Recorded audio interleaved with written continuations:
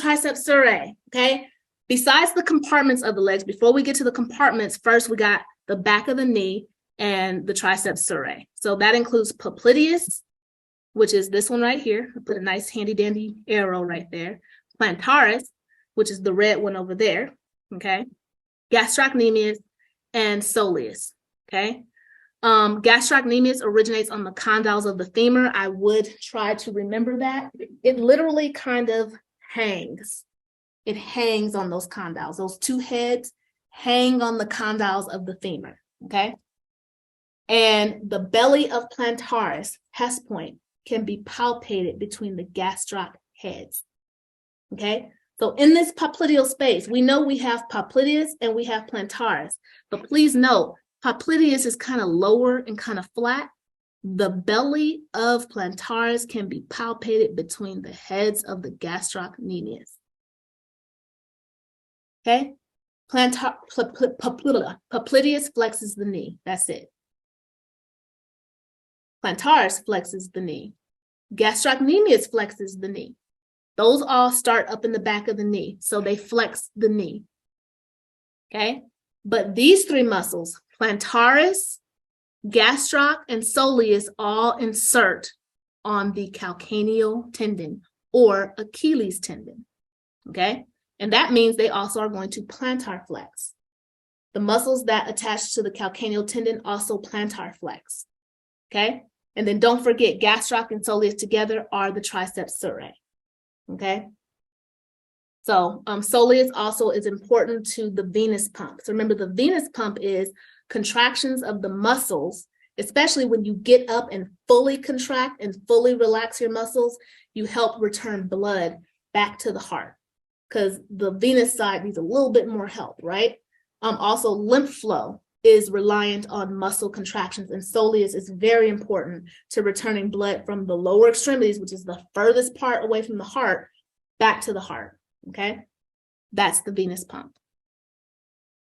And then we have our anterior compartment, our lateral compartment, and posterior compartment of the leg. Okay, so after you strip out the calf muscles and behind the knee, we got three things left.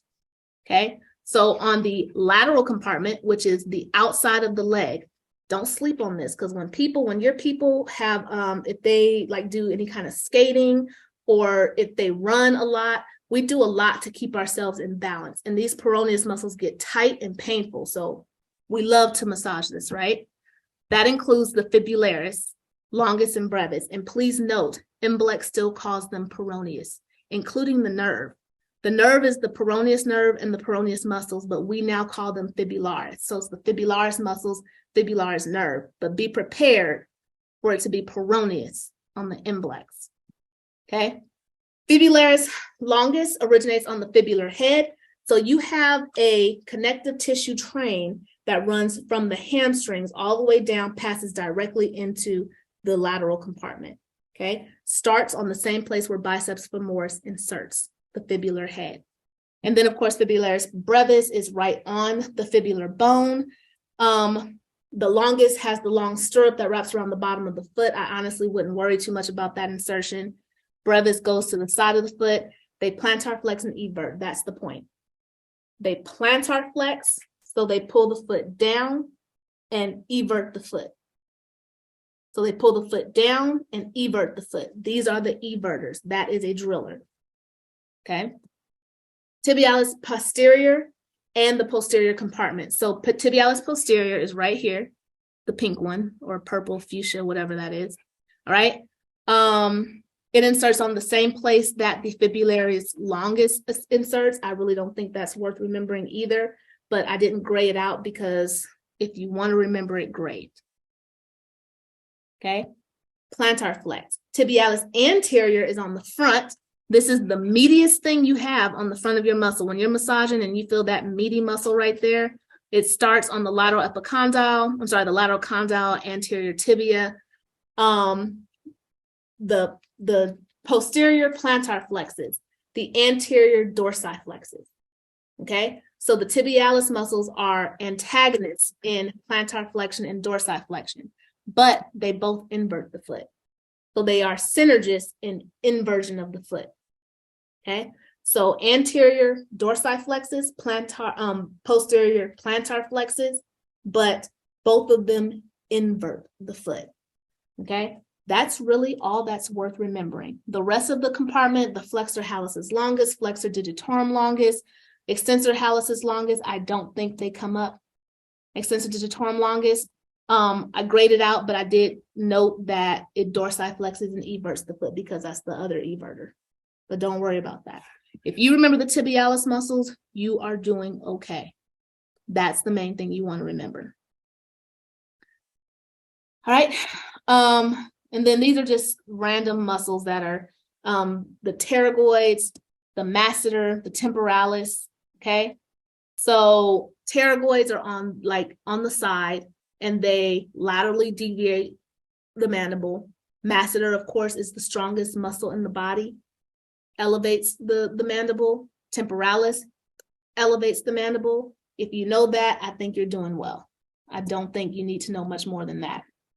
You do want to know that they are associated with TMJ, though, of course. Okay. A collection of disorders marked by pain in the temporal mandibular. So that's this joint right here, where the mandible, your jaw hinge joint, right? Headaches, jaw pain, grinding teeth, all that stuff. TMJ, masseter, temporalis, pterygoids. Okay. Platysma, just be able to recognize what platysma is. That's this one right here, right? Swamp thing muscle. Okay. Depresses the mandible. Diaphragm, of course, our main breathing muscle. You do want to understand that the diaphragm, when the diaphragm contracts, it lowers the floor of the thoracic cavity, and that's how you breathe. It lowers the floor of the thoracic cavity, opening up the space and creating a vacuum. It doesn't act on the ribs. It lowers the thoracic floor. So when it contracts, it goes down and opens up this space. When you relax, exhalation is mostly a passive activity. There's no muscle that has to force exhalation, just your inhalation muscles relax and elasticity snaps it back. Forced inhalation, that's when you have to do something, okay? But exhalation is a passive activity that there's nothing that has to happen, just your diaphragm relaxes, your external intercostals relax, okay? So it lowers the thoracic floor. It is innervated by the phrenic nerve, and that comes off the cervical plexus. That is a test point you might want to remember. Okay. Then you have serratus posterior. I feel like they don't come up. Wouldn't worry about them. Intercostals, you know that they help you breathe. Still haven't seen those come up. Okay. And then this page is just random test points that might definitely help you. Okay. Here is a picture of thoracic outlet syndrome. So you can see the brachial plexus passing between the anterior middle scalenes, underneath the clavicle, behind pec minor. Okay. These tight muscles can cause a problem with the brachial plexus. Okay. Then we know a couple of questions that come up often about sprained ankles. If you have an inversion sprain versus an eversion sprain. Okay. If you have an inversion sprain, okay, meaning you twist your foot in like this, you're going to overstretch or damage the lateral ligaments, specifically the anterior talofibular ligament. If you have an eversion sprain, meaning you twist your foot out, you're going to damage ligaments on the medial side, like your deltoid ligament right here. Okay. Over here, it's worth remembering that the flexor retinaculum is on the medial side, okay, between the calcaneus and the medial malleoli, and the tibial nerve passes underneath that. That's tarsal tunnel, okay, when it gets impinged. This test point came up. You want to know that the actual saddle joint is between the first metacarpal and trapezium for the thumb. Trapezium for the thumb. Trapezium for the thumb. Got it? The temporal artery can be palpated anterior to the ear along the zygomatic arch, as you can see right there. The fibular or peroneal nerve is vulnerable posterior to the fibular head, which, where'd my circle go? It didn't pop up. Anyways, right here. Okay. The annular ligament is the ligament that stabilizes the radial head. So this is the actual supination, pronation joint, okay? Where there's a ligament that actually comes out from the ulna, wraps around the head of the radius, and that's where you have supination and pronation, okay? The annular ligament. And then finally, the carotid artery can be palpated medial to the SCM at the level of the hyoid bone. Okay, carotid artery, medial to SCM, here's the SCM, medial SCM at the level of the hyoid bone. And there's my circle, came up last, okay, for the peroneal nerve, behind the head of the fibula, it is vulnerable. The rest of the slides are just there for your reference. Here's a list of the bony landmarks and the muscles that attach to them. If that helps you study, that will be on the slides. Muscles by actions, okay? So all the muscles that elevate the scapula, depress the scapula, adduct the scapula, if that helps you to study, to learn the actions and then the muscles that do that action, there you go, have at it. And then here's just a list of just the actions. If you just want to go through and I just need to see the actions, I don't want all the extra, there you go. Okay, all the muscles that we just covered and just their actions without all the other stuff. Okay, that's what's on that page. And then this one is a very crude, admitted crude drawing of the nerves, because why not? Just throw it on the end, okay? I have a TikTok video for this to try to keep it as simple as possible, okay? Brachial plexus, axillary, musculocutaneous, median ulnaris, radial. Off the lumbar plexus, you have the femoral down the front, obturators for the adductors. Hello, operator, obturator for the adductors, okay? On the back, sciatic nerve for the hams, it splits, fibular front, fibular and front. The fibular nerve innervates the fibularis muscles and the front through the top of the foot, and tibial on the back for the back of the leg down through the bottom of the foot, okay? That's the simplest I could do for the innervations. We don't even really stress about the innervations that much. They don't come up that much, but wherever the nerve is, that's the muscles that it innervates. So I did add this to the end just for good measure. But woo, we made it to the end. All right. Did anybody have any questions? Happy to answer. I have a question. Yes, ma'am. Okay, so I think this came up on the test, but it's been a while.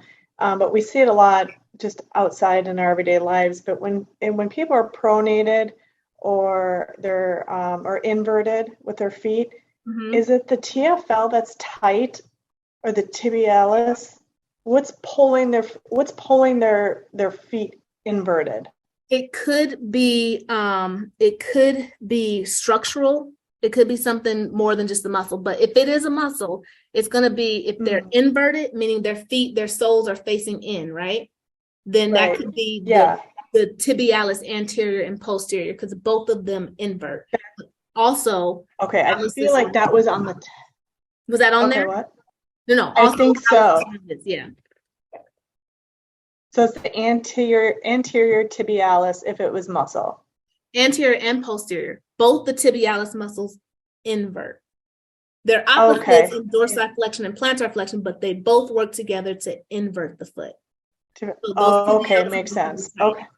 Now, if they're everted, it's the fibularis longus and brevis. Yes. Fibularis and what?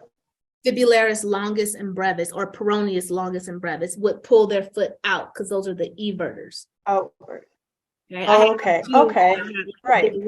Okay. I was correcting by everting my foot, and I had a lot of pain on the side. So, yes, this here. Okay.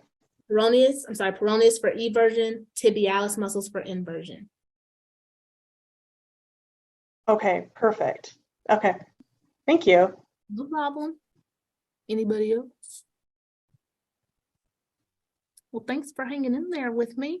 I know that took about 20 minutes longer than I thought it would. But I'm going to try to figure out how to put this on Vimeo or whatever and send it to you guys. And then I'm probably going to break it up into bite-sized pieces for the rest of my projects because it's a lot at once. But if you don't have any more questions, you should have it in your email now. There was one thing that I saw a typo that I'm going to fix.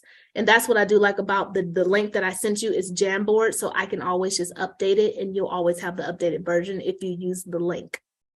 Okay. But you can download the PDF and print it out if you want to as well. All right. So,